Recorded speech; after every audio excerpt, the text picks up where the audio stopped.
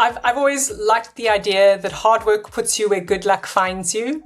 To live up to that, there is a certain amount of risk that you need to take. And being open to taking that risk, taking those chances, maintaining those human relationships, those connections along the way. This to me is the only way I know how to live life, and really trying to find just the next most interesting thing in a way. It takes a lot of courage. My next guest is an award-winning journalist from South Africa. She has worked inside and alongside newsrooms for 2 decades as a reporter, as an anchor, and now as a coach to help newsrooms build capacity for innovation. She is also the program director for the World Press Institute Fellowship Program, a program that brings together every year around 10 top journalists from around the world.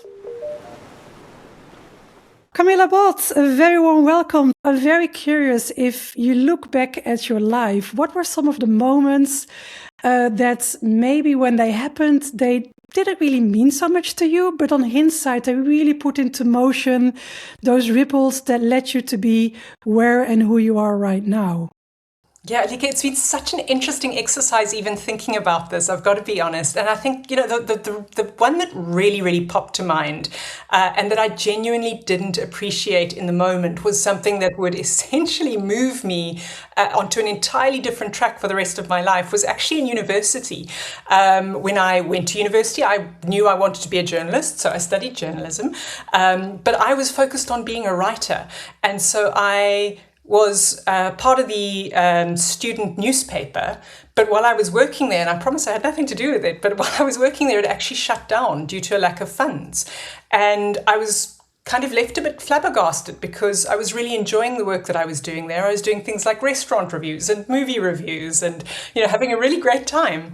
But that folded. And so I found that I was at a bit of a loose end, and the student radio station was advertising for newsreaders, and I'd done some acting at school, and I thought, oh, maybe that's something I can do instead.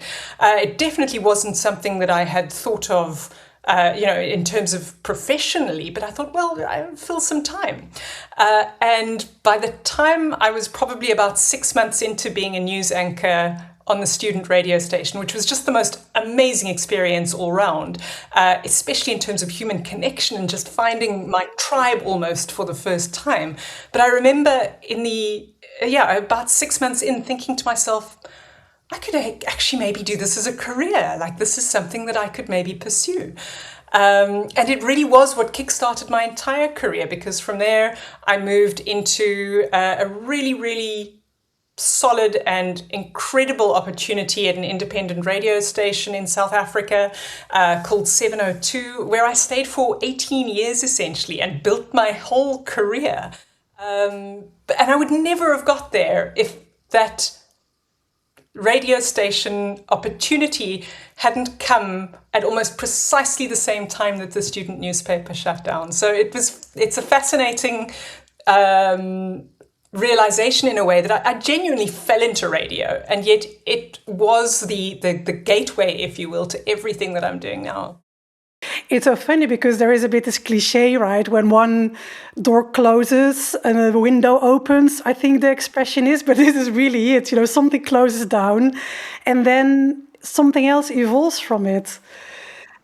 And so did you then immediately, because you were an anchor at this news, was it a radio station? Yes, it was a radio station, yeah. And so did you immediately start as an anchor then in your job, or how did that evolve? Yeah, so I did, but in the most unglamorous way, in that what I was hired for was to work the overnight shift at this radio station. So I was 21 years old at the time. I was really still a little baby in terms of my career.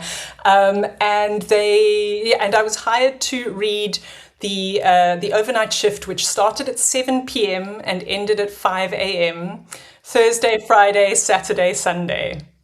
So I did that for about 2 years. As my way into the radio station. I knew by that time that I really wanted to pursue radio, and I knew it was going to be worth it, but it was really tough in the beginning. I mean, I said I was 21. I was actually 20 when I joined the radio station. And I know that because I spent my 21st birthday reading news overnight on 702. Do you still remember what the news was at your birthday? No, I don't actually, to be honest. I should, but I don't. But I remember my friends calling me at midnight and saying, "We're having a party on your behalf. Are you enjoying your 21st birthday?" I was like, "Well, actually, this is a pretty cool place to be, I guess."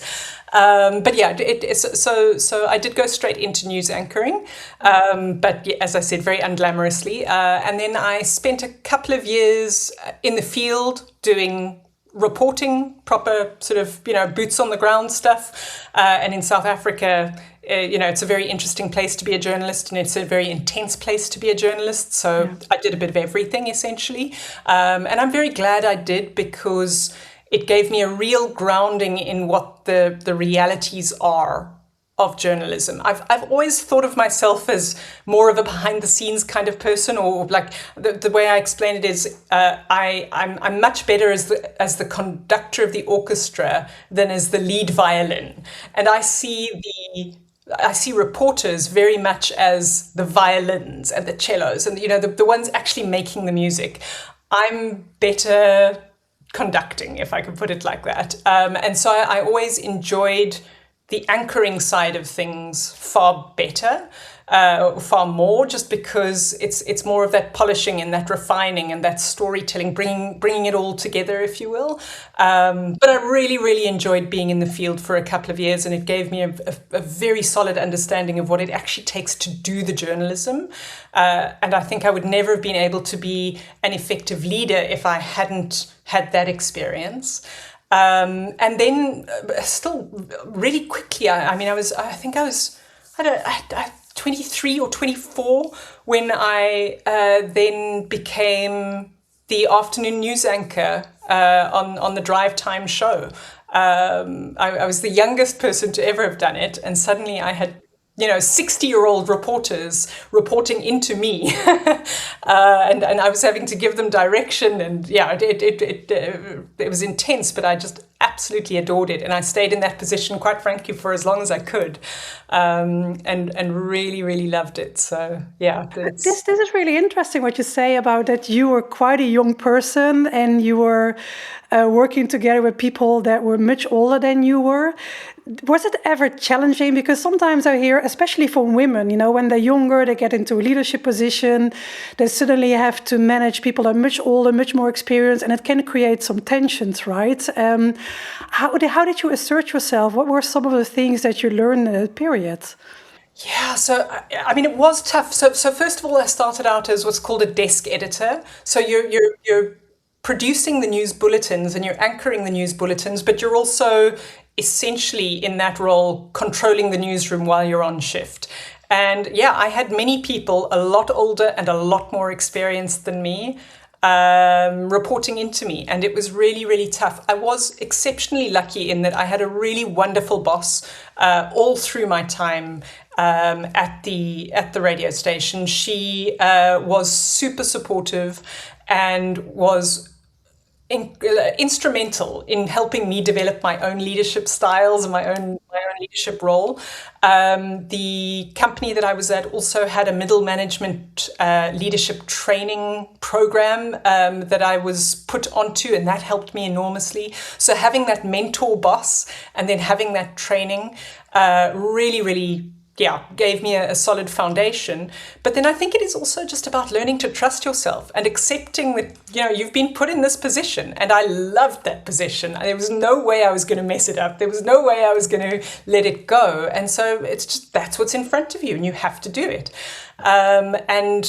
And there was some really uncomfortable conversations. I mean, especially when I moved up into the deputy editor role in the newsroom. So, in sort of the executive management of the newsroom, and still had people way older than me and way more experienced than I was reporting into me, and having to give them really tough feedback and having to make really difficult decisions that impacted them.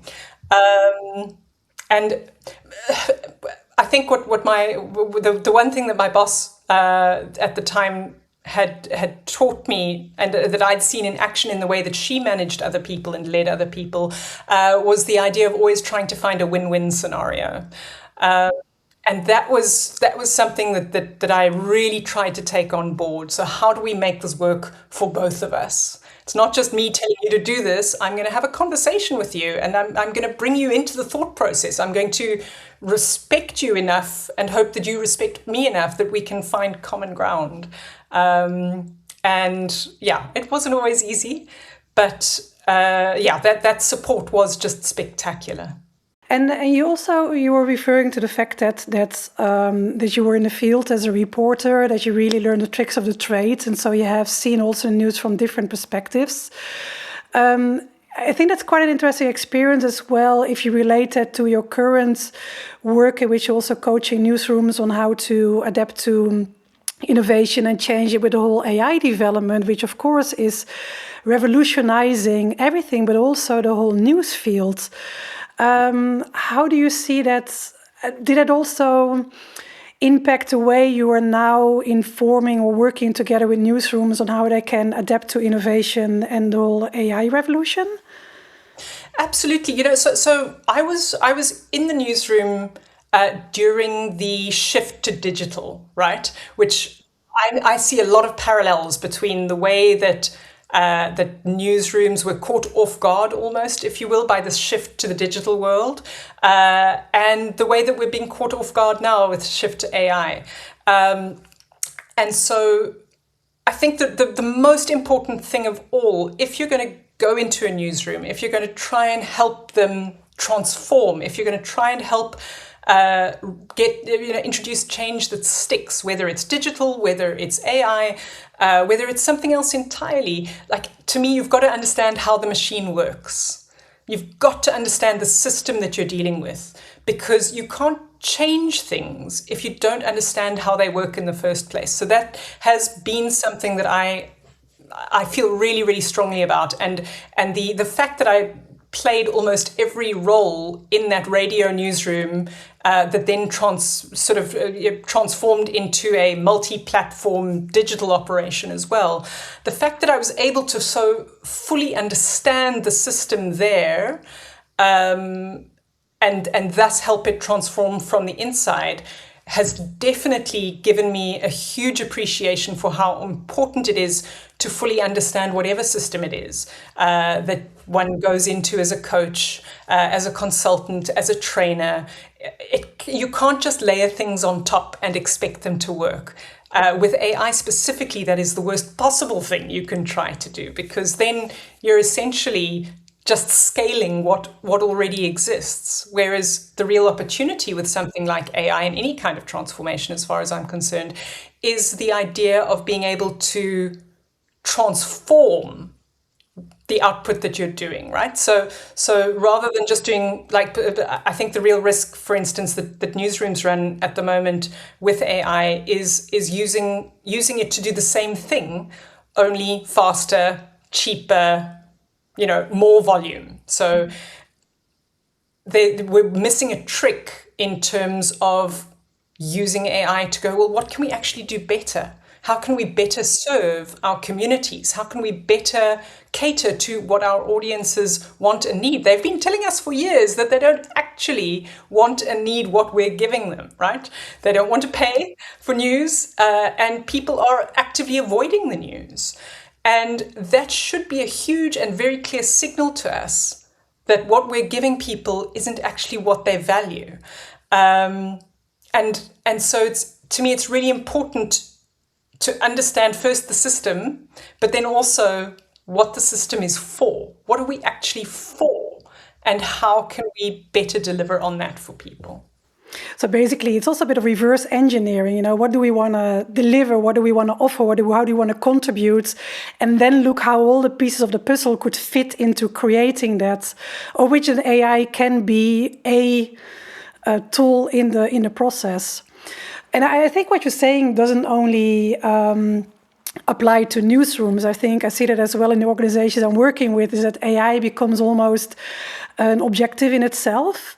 you would need to do something with AI. And if they need to write a proposal, yeah, as long as AI is somewhere in there. Yes. But I'm always asking the question, yeah, but what is it that you want to achieve? You know, you have to have that vision first, and then you can look how the pieces of the puzzle fit together. And AI can be part of that, but AI is not the end goal. And you would still need to know how to use it, right? So it's Yeah, I can't agree more. My first rule in anything that I do in terms of an AI intervention, whether it's coaching, whether it's training, whether it's consulting, is no AI for AI's sake. We cannot go looking for reasons to use AI, because then we become a hammer looking for a nail, right? And suddenly everything looks like a nail. And so the way that I approach these kinds of things is always to start with the problem. What problems do you have? What pressure points are there in your newsroom or your communications organization, whatever it may be? Where's the pain? And then we look at, can AI form a part of the solution to that problem? Is AI the right solution here? Because it may well not be. And very often, quite frankly, it isn't, especially in news where we have quite a fraught relationship with AI, because it's very, very bad at facts, quite frankly. And so we have to be incredibly careful in terms of how we use it ethically, responsibly, how we disclose that use to our audiences. Or, there are a million things to think about when we talk about bringing AI into the newsroom. And so my approach always is to say, well, first of all, let's look at the system. What's wrong? Where's the pain?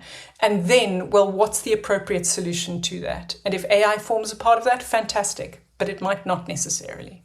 Yeah, and especially when you look at a system, there's also the humans still that are part of the system that sometimes also need a bit of upgrading in the way they are relating to each other or into the system. So I can imagine, I mean, this is really a topic that fascinates me, is we talk a lot about AI, the AI revolution, which has its advantages and disadvantages, but I think we also have to look at who are we as humans moving forward next to another type of intelligence. And I found that discussion is not taking place enough, because the human connection, which has made us humans thrive and survive for so many thousands of years, that will also need to be taken into account in whatever process that you are engaging in, right?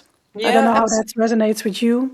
Oh, hugely, because and again, I guess I think about it on two levels. Number one, in terms of in the journalism field, for instance, but I think more generally and more broadly, there's a lot of fear around AI replacement, right? AI is going to do my job, or is going to take my job, or it's going to outperform me, or it's going to make me, it's going to catch me out.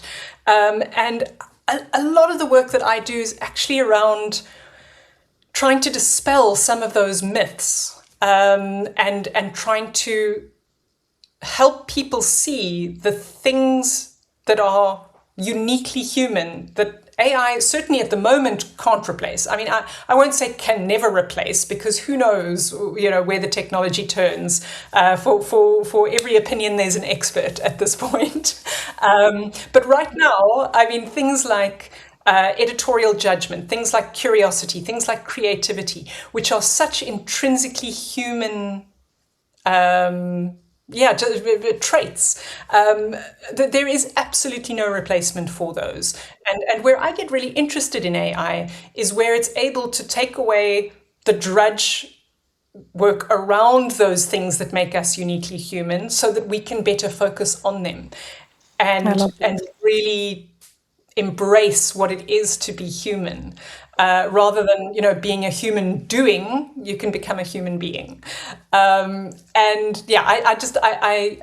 where AI to me becomes very, very interesting.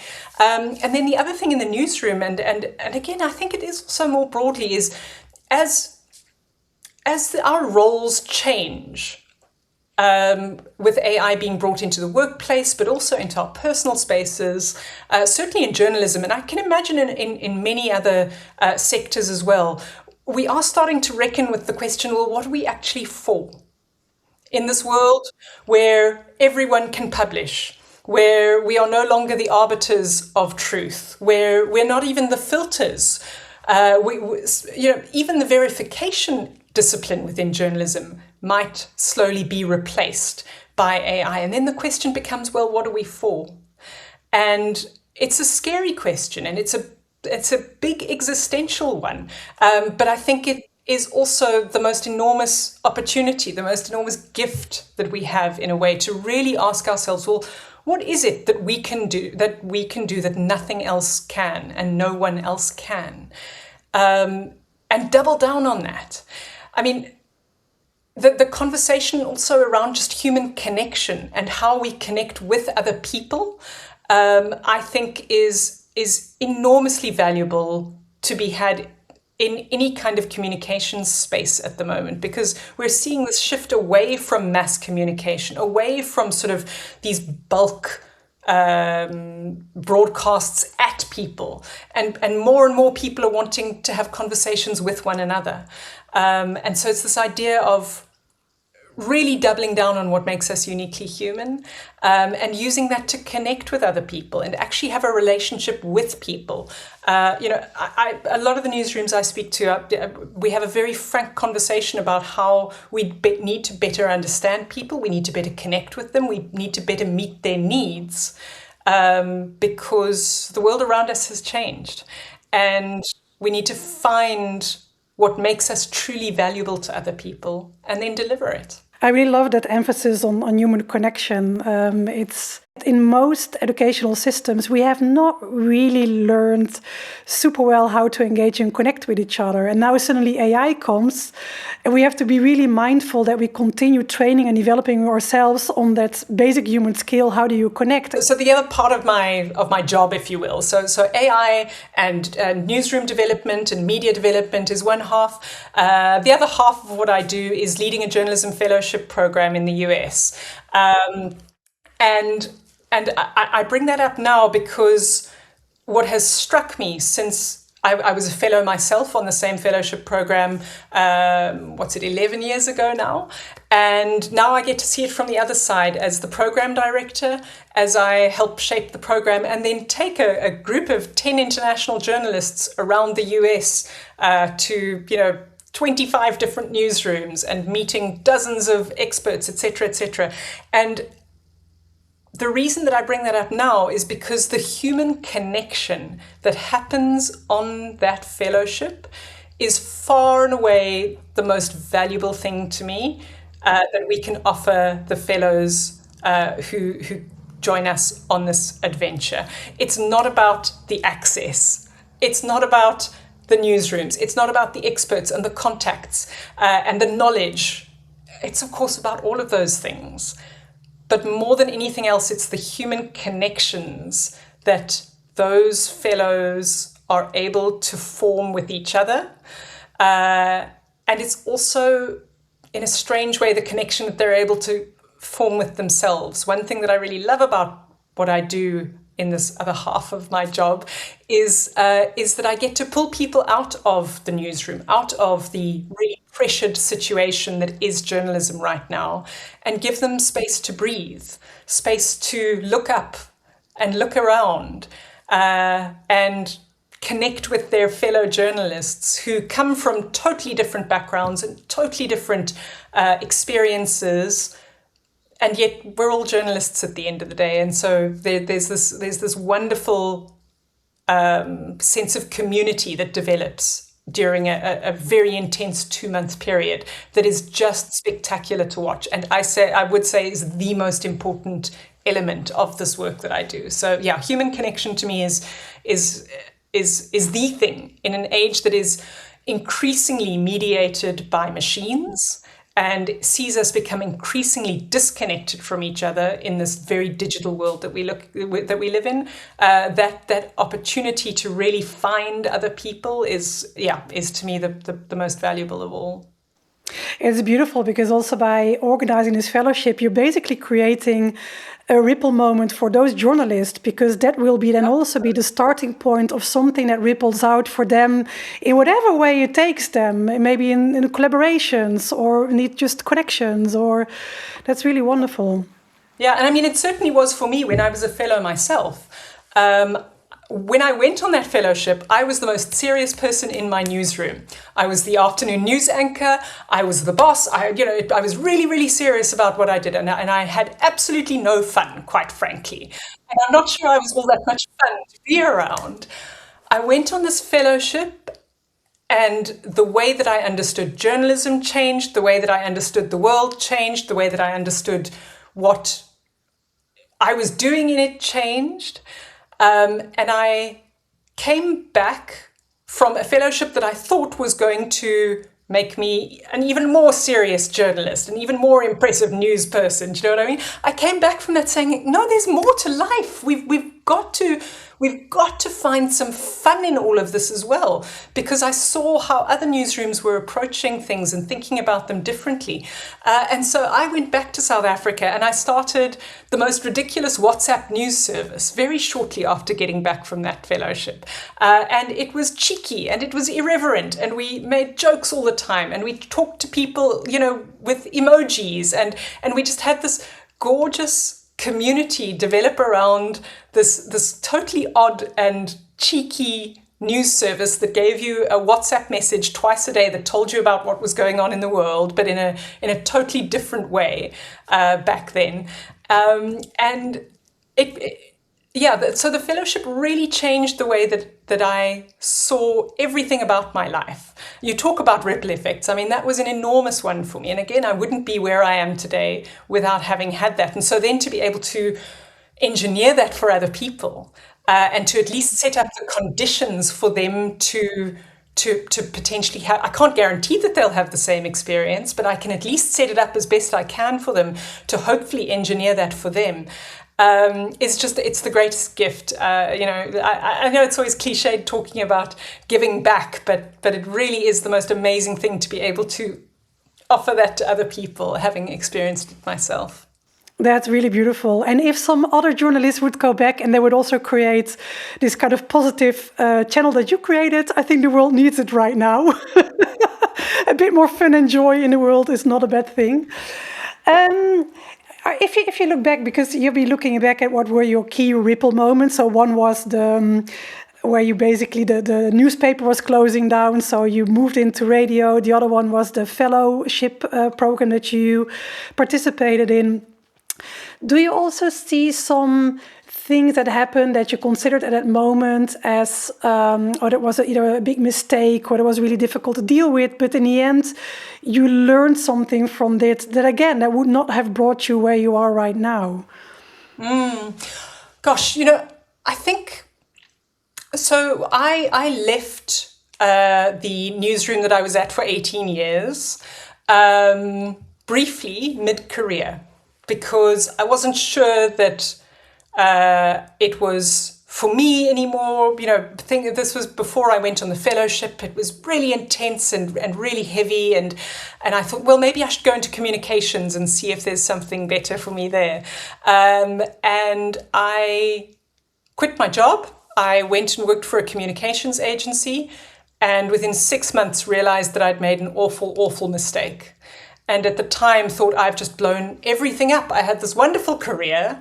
I thought that there was something more out there. I went to go and try and find it, and it was nothing like I'd expected. And I was nothing like I'd expected in it. And so I thought I'd made the most awful mistake, and had to work very hard to get back to the newsroom that I had been in, and luckily they made a space for me almost so that I could go back to that. And in retrospect, as much as it felt at the time like a big mistake to have left, in retrospect, it was so clarifying for me that I was where I was supposed to be for that time. That it removed all doubt and really allowed me to throw myself into the work that I was doing at the radio station. And very quickly after I came back, I was promoted to the deputy editor role. And soon after that, I went on the fellowship. And I do wonder in retrospect whether either of those things would have happened if I had simply stayed put. So as much as it felt like a mistake, it also had some really, really interesting outcomes that might not otherwise have happened. Sometimes you have to leave somewhere to appreciate that it's where you're meant to be, kind of thing. And to be able to choose again and with a different motivation. Because otherwise maybe you would have always have wondered, what does it look like outside? Is the grass greener somewhere else? But you tried it and no, it wasn't greener. So that's also a good experience to have once in a while. And then when it really was time for me to leave, I was able to make that decision very clearly as well.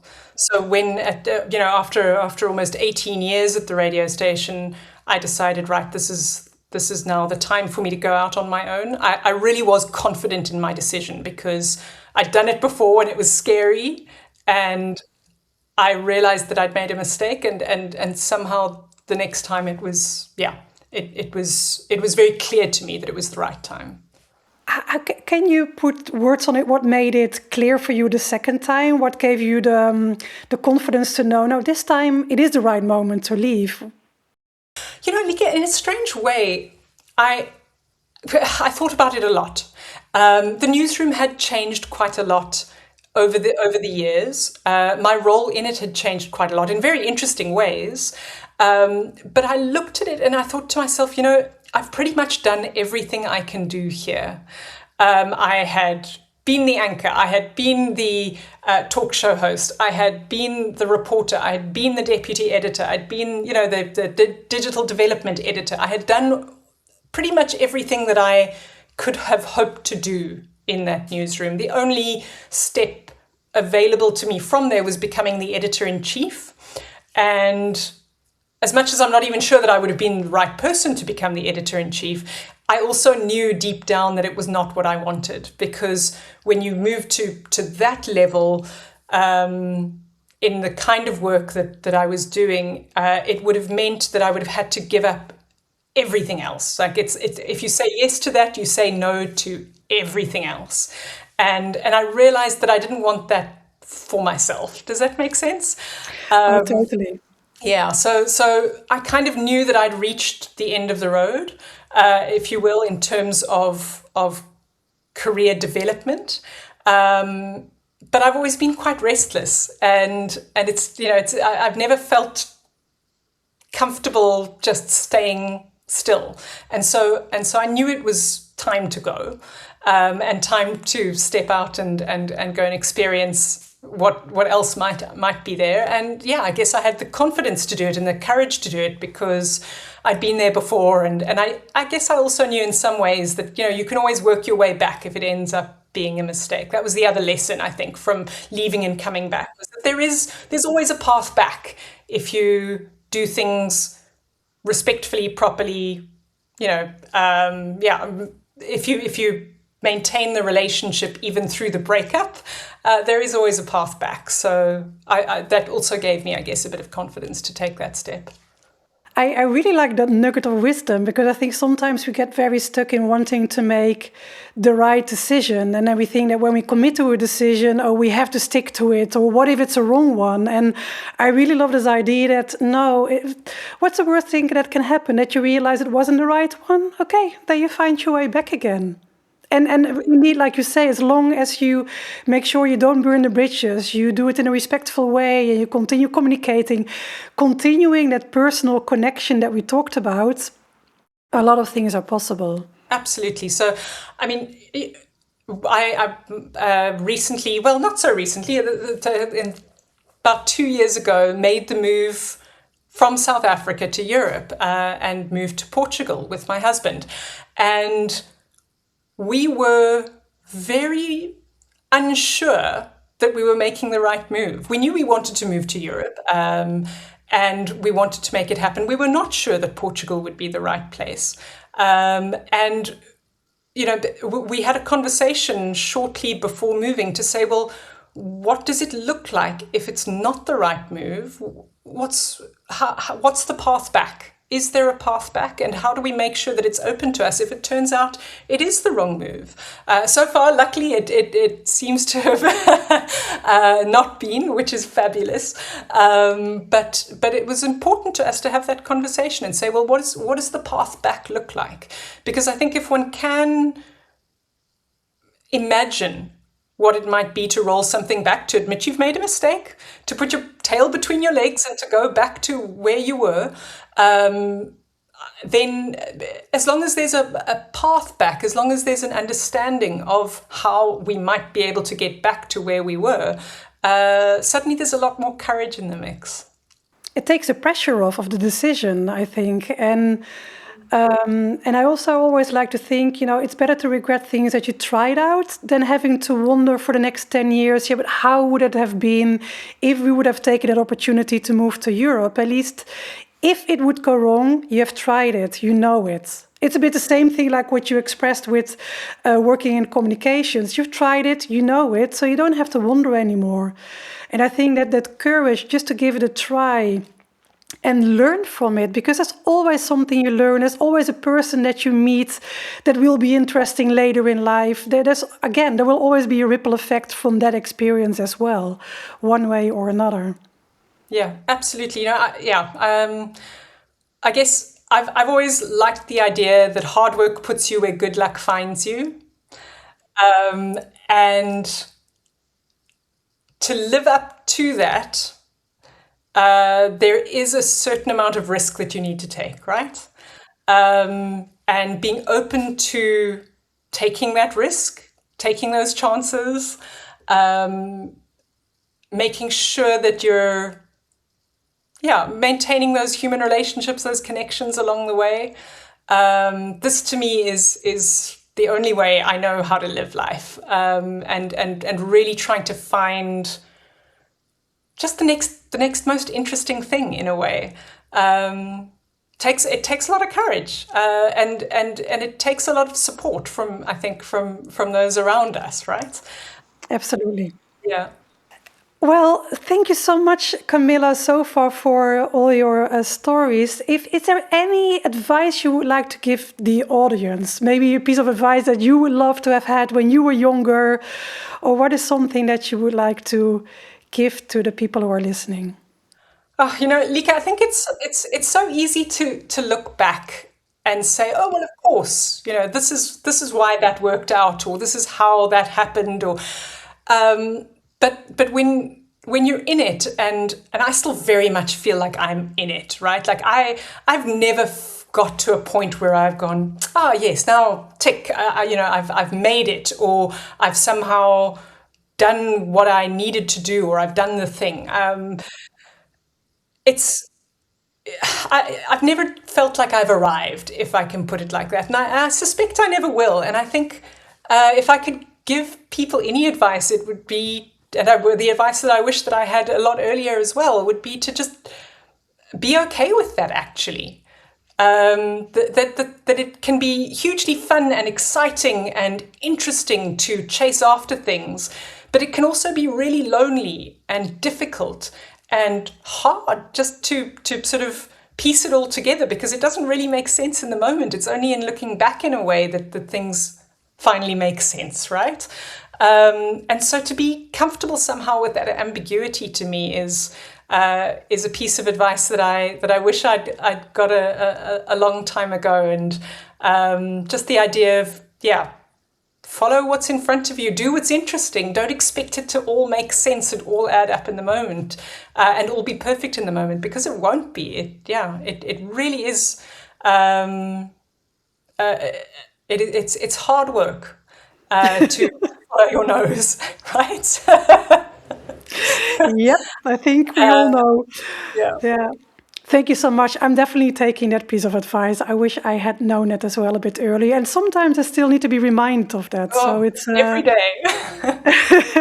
And sometimes we teach what we need to learn the most. So well, thank you so much for your time, Camilla. Good luck with all your future adventures in Europe, South Africa, and in the US with the next fellowship program.